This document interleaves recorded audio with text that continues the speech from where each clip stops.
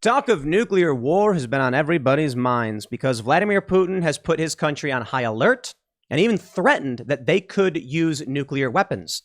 Now, we don't know exactly if that will play out, and a lot of people believe it can't. But the New York Times recently wrote that it won't be like you expect it to with intercontinental ballistic missiles. Vladimir Putin, Russia, could actually use smaller tactical nuclear weapons with lower yields for strategic purposes. Thus, we could see the beginning of nuclear warfare that does not involve mutually assured destruction. The Daily Beast responded by saying there is no such thing as a small nuclear strike. If Putin uses a tactical nuke, it's World War III.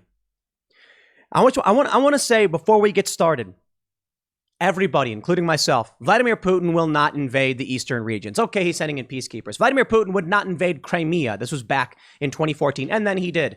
Vladimir Putin's not going to invade Kiev, and then he did. Okay, well, he's not going to go as far as Kharkiv or Kiev. That would be crazy, and then he did. Now we're seeing attacks in the west of Ukraine and Lviv. It is entirely possible that what we think is not possible actually is. And so this is not about fear-mongering. This is not about optimism bias. There's a middle ground.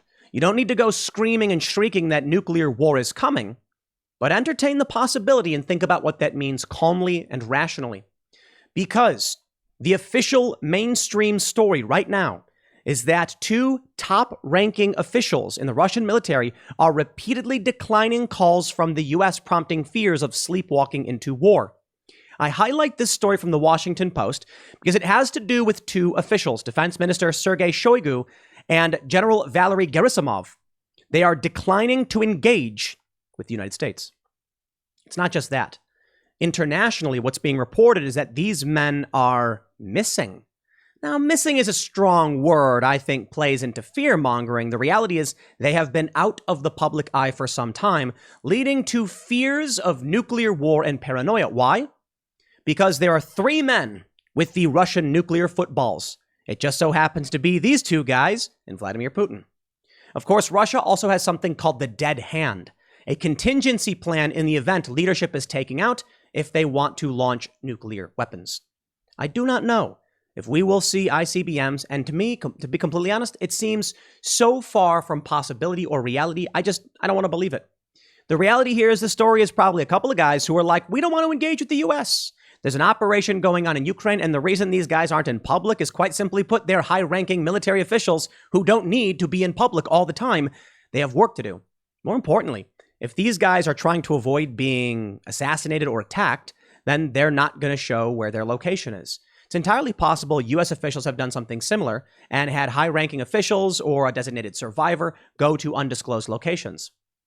The story of Russia's dead hand is really interesting because we have only stories from former Soviets and rumors about this contingency plan. Some say there are three men in an undisclosed location who have the ability to launch nukes if Russian leadership is taken out or if there is evidence of a nuclear strike against Russia. The perimeter system, as it's also officially known, may just be automated. We don't know for sure. It depends on who you ask. But I do have the official Wikipedia entry, which aggregates some information on what may happen. The scary thing is, if two of the military leaders are, say, either taken out or missing, could it be that Vladimir Putin removed them so that he has sole nuclear authority because he wants to launch nukes? Could it be they're in hiding because Russia wants to prepare for or protect their ability to launch nukes? Or could it be these men have already been taken out? I don't know. I really don't.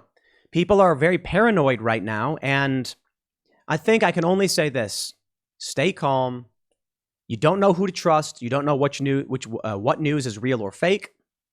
But the best thing you can do is prepare for the worst, hope for the best. Right now, we got Joe Biden. He just stated that there's going to be food shortages. They're discussing this. Fertilizer shortages already, energy shortages. Ukraine, the breadbasket of Europe. Russia, the exporter of fertilizer. Planting season is just beginning. Spring is here. Fall is the harvest. And there's going to be major limits in crop yield. So don't be surprised if come October, November, December, your food prices are through the roof. On top of all of this, the Selective Service made a tweet about conscientious objectors in the event of a draft. And everyone's like, no, now is not the time to be tweeting this. Some say there will never be a draft without an act of Congress, but if nuclear war happens, y'all are getting drafted. I think basically everybody would be. But is there really going to be nuclear war? Okay. Well, let's first start with who these guys are and why they're missing. Before we get started, head over to timcast.com, become a member. If you would like to support our work as a member, you'll get access to exclusive segments from the Timcast IRL podcast, as well as our other shows. And you will also be helping keep all of our journalists gainfully employed. We have a lot of really important stories, man. North Korea launching the largest missile since 2017. That's the kind of reporting you are helping to promote, protect, and employ. And you're also keeping me here working. But don't forget, you can also support us by smashing the like button on this video, subscribing to this channel, and sharing this video everywhere you can on every platform. That way, we effectively have some kind of grassroots marketing. We don't buy ads or anything like that. You guys sharing it is how we actually function. Let me get started by showing you but a simple meme. Why, this meme was on the top of r/memes on Reddit this morning. It says, "We are all laughing till we see a giant mushroom cloud." And there's this anime girl who's laughing, then slowly not laughing, and then quite disturbed. Here's the meme. It reads, "Hearing rumors of high-level leadership purges in Russia." I've heard that. "Reading that nobody's seen Defense Minister Shoigu since the 11th." Yeah, that's been reported. "Seeing that Chief of Staff Gersimov has also been missing since then." Okay, that's true. "Remembering that those two are the only people apart from Putin with nuclear launch authority." Interesting. When I saw this meme, I said, I don't believe it. I don't. I fact-checked it. It's true. I fact-checked a meme. Oh, and also the meme is true. Scary as it is. I give you now wearethemighty.com. I'm not familiar with the source, but it is NewsGuard certified. They write on July 21st, 2021, why Russia has 3 nuclear footballs and who can use them. So let's take a look at the context around how a nuclear strike could occur or emerge from Russia. They say, the United States' closest geopolitical rival is Russia. But when it comes, well, I argue China, I suppose, but when it comes to the way their militaries operate, that's where the two countries' similarities end. Nowhere is this more important than in their command and control structures for launching nuclear weapons. It's a well-known fact the President of the United States has a military officer who follows his every move while carrying the nuclear football. This is essentially a suitcase filled with everything necessary for the president to authorize and launch a nuclear strike while he's not in a designated command and control area, such as the White House. In the U.S., one person, the president, has sole authority to launch a nuclear strike, either as an offensive strike or in retaliation. In the Russian Federation, the president's power is checked by the military when it comes to a nuclear launch. Now, I believe that's actually misleading. In the U.S., there is still a chain of command. There are people, it is for the most part true, but there are other people involved in the chain of command who have to basically send off the order. They say the Russian Federation's military has 3 of these nuclear footballs, which follow around 3 very important Russian defense officials. The system is known as a triple key system. The first football follows the president of Russia, who is currently Vladimir Putin. The Russian president's football doesn't contain an actual nuclear key, but instead a system of codes. But Vladimir Putin can't initiate a nuclear strike by himself, on his own authority. It's probably the one thing he can't do in Russia. Instead, in a time of need, the president's codes must be sent to the Russian defense minister, currently Russian Army General Sergey Shoigu, who has held the position since 2012. Okay, well, that guy's missing. Maybe just out of the public spotlight, maybe missing, we don't know. All right, well, what else is going on? Once the Minister of Defense receives an order and launch codes from the president, he sends his codes and the president's codes to the Chief of General Staff, currently General Valerie Gersimov. Okay. Once the Chief of General Staff has all 3 sets of codes, then he can make the launch orders to the missile crews. It's estimated the entire process, once initiated, should take about 20 minutes. This process was considered a highly guarded state secret in the days of the Soviet Union, and a lot of misinformation still exists surrounding it. The 3-step process is generally known to be true. One unconfirmed rumor states the defense minister and the Chief of General Staff must transmit their codes separately to limit unauthorized access from renegade military personnel. Another rumor says the Chief of General Staff actually has the president's codes as well. This structure is believed prevents a power grab from the defense minister's office, nipping any conspiracy against the president in the bud. There is no system of transferring launch authority in place in case one of these 3 men suddenly becomes unable to perform their duties. The first and only time a Russian leader has ever publicly legalized a line of succession in case he was unable to act came from Boris Yeltsin shortly after the end of the Soviet Union. All right. So this is wearethemighty.com outlining these individuals as being the ones who have access to this system of launching nukes.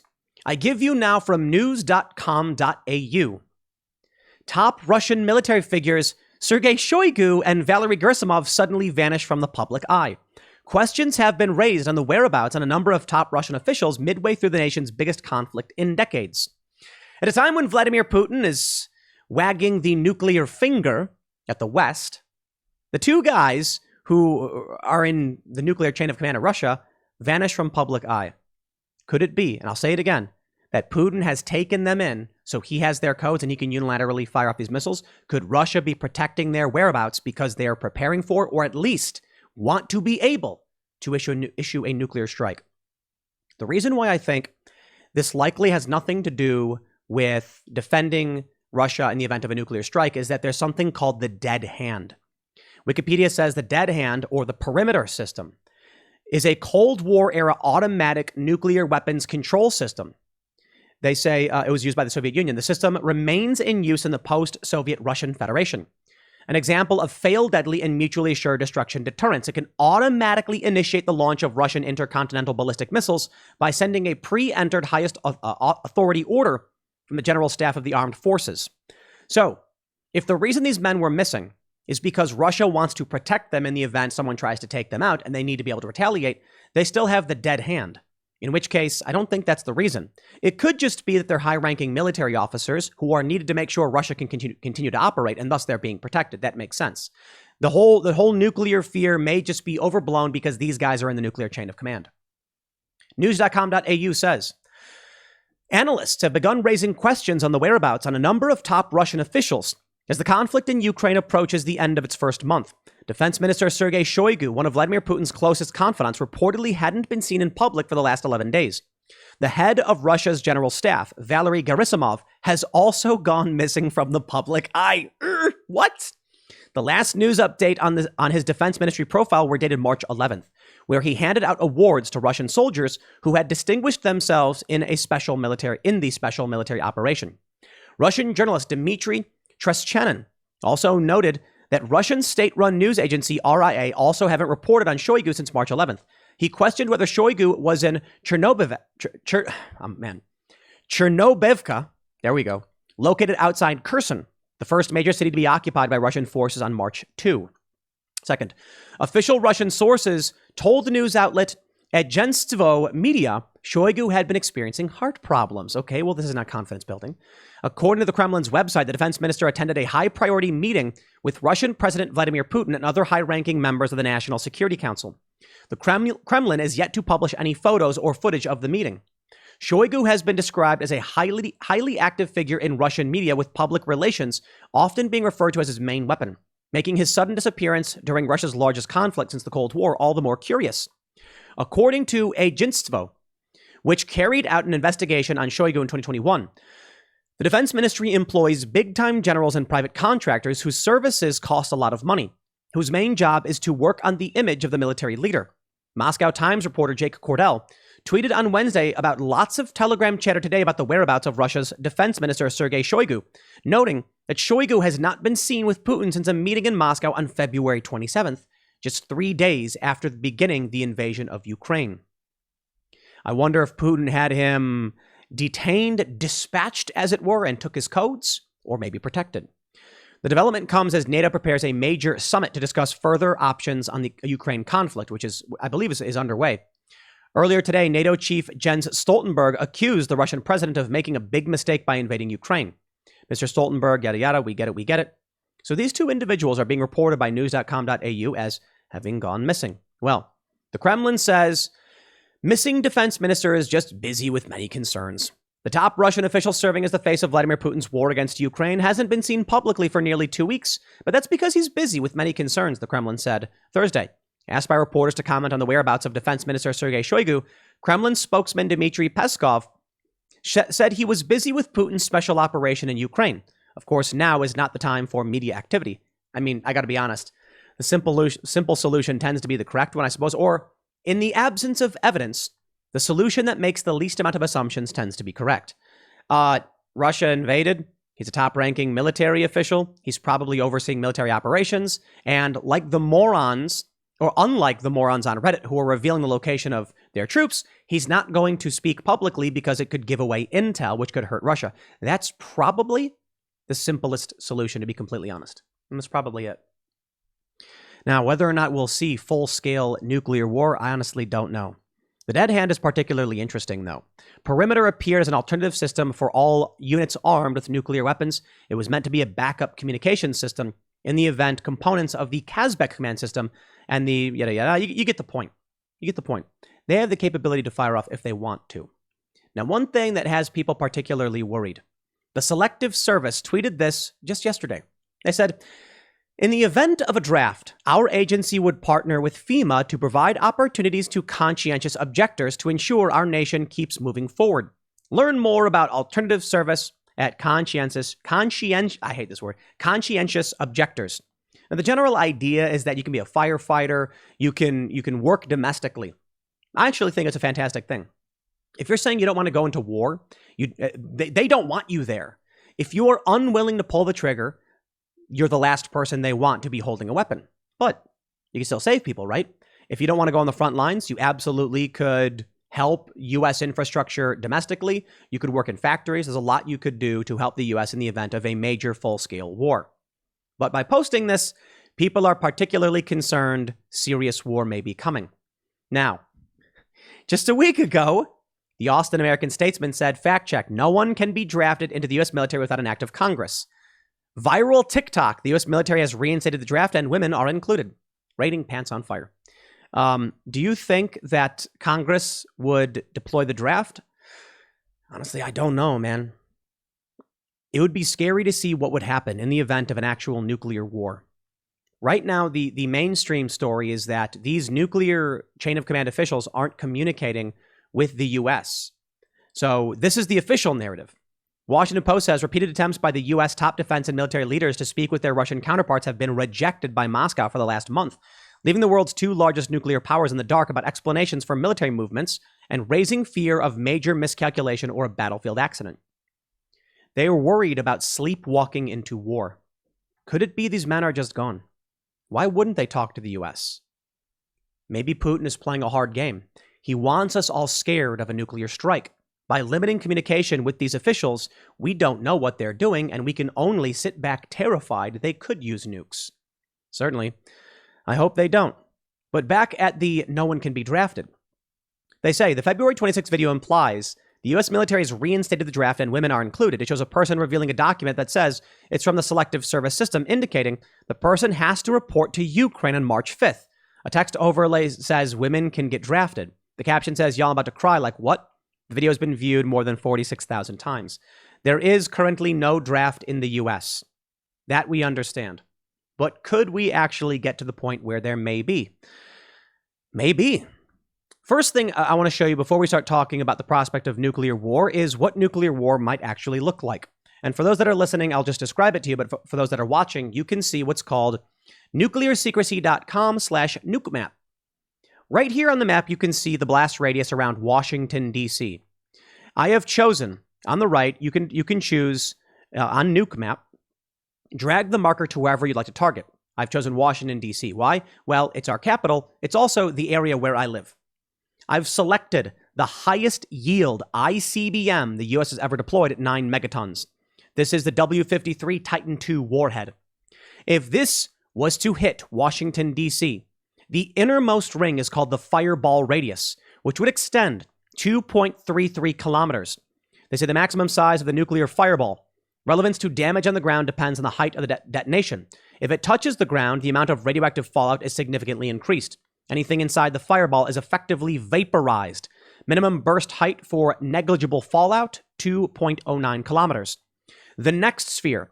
So the first sphere hits only the center of Washington, D.C., and wouldn't even reach so far as Silver Springs. It wouldn't reach just... honestly, the fireball radius only hits just our core functions in the central D.C. However, the blast damage radius, 14.6 kilometer radius, at 5 psi overpressure, most residential buildings collapse. This would extend beyond Silver Springs and Alexandria. Now that is where things get scary because this one 9 megaton bomb would more than wipe out the entirety of DC and then into the surrounding suburbs. Next, I think may be the scariest part, the worst for most people. Truth be told, if an ICBM this large were to hit DC, you would be lucky if you were inside the fireball radius. If you were within any portion of the thermal radiation radius, you'd probably be better off if you were inside the actual blast radius.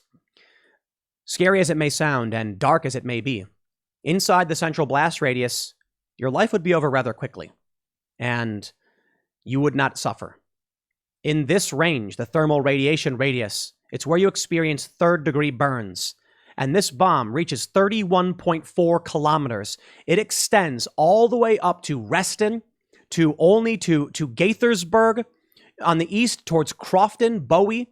For those that are familiar with these areas, you can look it up near Waldorf. It basically hits a massive amount of even rural areas. It almost reaches IAD, the airport.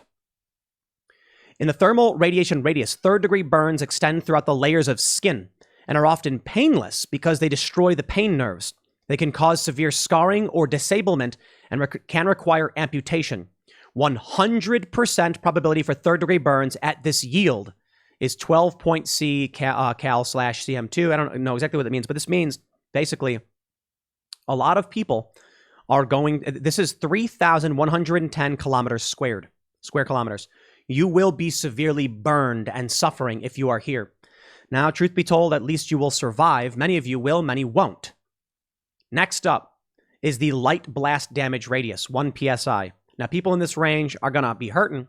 Many people will be injured and many people will die, but you're out of the initial radiation and thermal blast. You'll probably survive. They say at around 1 psi overpressure, glass windows can be expected to break.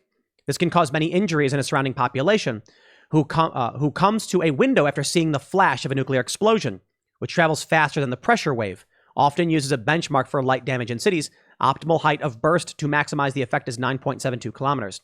Many people mock the idea of ducking and covering. They say back in the 50s during the Cold War, they'd say, in the event of a nuclear bomb, don't look at the flash, duck and cover. They were right. It's weird that people are like, how dumb, you'll be wiped out. But people don't realize that nuclear bombs aren't just one solid fireball that vaporizes you. You could be in the light blast damage radius with shards of glass flying all over you. You're sure going to be glad you're under that desk covering up as shrapnel and debris go flying through the air. Now, I'm not trying to scare anybody. This is just an example of a large 9 megaton bomb hitting DC. Truth be told, I don't see why it would hit DC. If NATO got involved, Russia would probably use their weapons in Europe. We can even go down, however, because this is the largest ICBM. The B-83 is the largest bomb currently in the U.S. arsenal. We also have the Minuteman I. What people need to understand is that there are significantly larger bombs. If we were to use the 1.2 megaton bomb, then the blast radius is substantially smaller. If we were to go to the largest bomb ever designed, the USSR's Tsar Bomba at maximum yield, 100 megatons, and detonate, yeah, it's going to be bad. Baltimore would be hit. But let's be real.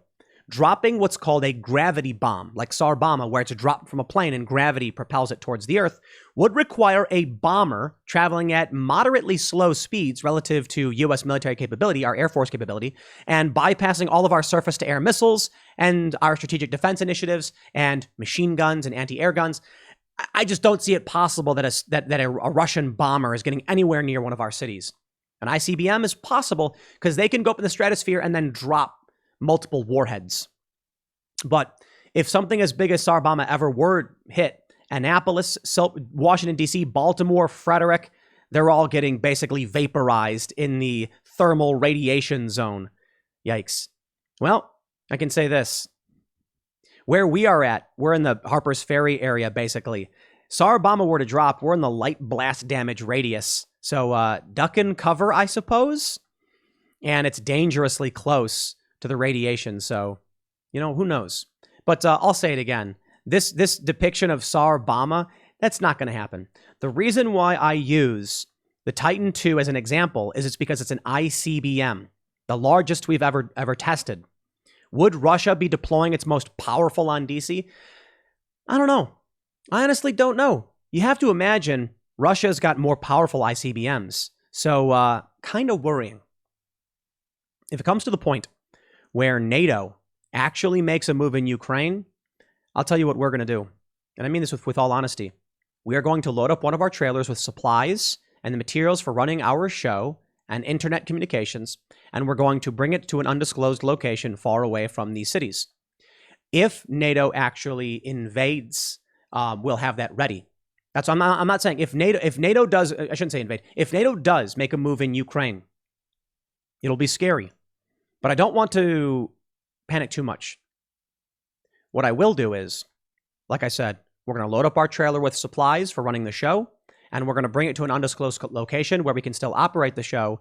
In the event that we get word of something more serious happening, we won't need to then pull a trailer full of equipment to keep the show going. We'll hop in our cars, head to our secure location in the event of a more serious catastrophe. We're very close to DC. It's hard to know exactly when to move and how to move. I'm sure there are many people who are already saying, you're crazy to be anywhere near DC right now. Truth be told, we're about 50 miles west of DC, so we're outside of most of any serious blast damage, but this whole area could get lit up if a war actually were to break out. I don't want to believe it, to be honest. That's why I'm not going anywhere. I do tend to react more quickly than most people to news and threats, though. I got out of New York after some cops got killed. I'm glad I did, especially with the lockdowns. Got out of New Jersey as soon as the lockdowns were. Once the lockdowns went, more severe, we said, well, we're going to go to, we're going to go to West Virginia, Western Maryland area, and then we didn't actually experience the lockdowns. We could always go outside. There were no mask mandates for the most part. In the event that NATO moves in to Ukraine and Russia then threatens retaliation, we'll prepare. In the event that NATO and Russia come to very serious blows to the point where Russia is looking like they're ready to fire, that's when we say, okay, why don't we take a drive, 4 hours or so to our secure location, because we have one. That way we can keep doing the show. It would also mean that we'd probably put guests on hiatus, but if we're looking at the prospect of World War III, I think it's probably something smart to do. Keep the show going, keep the line of communication going for you guys. But will it really happen? The Daily Beast thinks that if Russia uses even a small nuclear strike, it will be World War III. In an op-ed by Eleanor Clift, she writes, for 77 years, the concept of mutually assured destruction has kept the use of nuclear weapons at bay. But an increasingly desperate Russia bogged down in a disastrous war of choice in Ukraine threatens the status quo. They're going to say TACS is the common shorthand for smaller and smarter tactical nuclear weapons. Some are even equipped with a dial-a-yield function that can regulate the size of the bomb's destruction. One might surmise from the euphemistic verbiage, tactical nukes, that couldn't be that bad. Maybe it's just the future of war we have to adjust to. Well, think again.